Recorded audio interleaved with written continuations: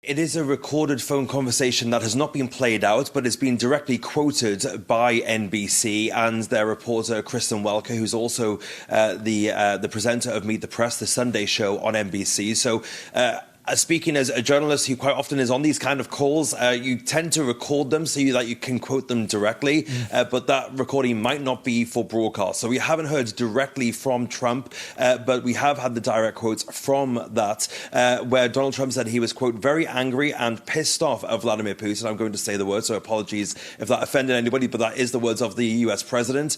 Now, he's urging Vladimir Putin to reach a peace deal that the US is brokering between Ukraine and Russia. Now, of course, the US reached a deal, a maritime ceasefire deal, which also aimed to end attacks on energy facilities, but the attacks widespread more across the country have indeed been continuing. Now, Trump is said to have been enraged over Putin's recent suggestions that Zelensky should be removed and a temporary UN-mandated administration be installed to hold what Vladimir Putin called democratic elections, perhaps a twist of irony given that that's coming from the Russians. Well, Zelensky's term did indeed expire recently, but the Russian invasion of Ukraine in 2022 makes it unconstitutional for the country to hold elections whilst in a war. And that, of course, has been used against Zelensky by Trump himself, who's called Zelensky a dictator without elections before berating him in the Oval Office in that infamous exchange now just a couple of weeks ago in front of the world's press.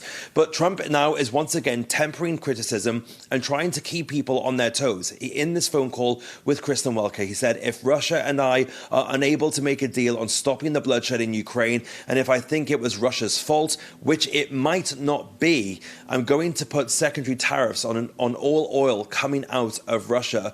So, of course, Donald Trump there not, again, fully saying that Russia was to blame for the ceasefire not taking hold. But, of course, meanwhile, this goes on, the fighting continues. We've heard of hundreds of Russian drones attacking Dnipro, Sumy, Kharkiv regions and more in the last couple of days, and increased casualties as well.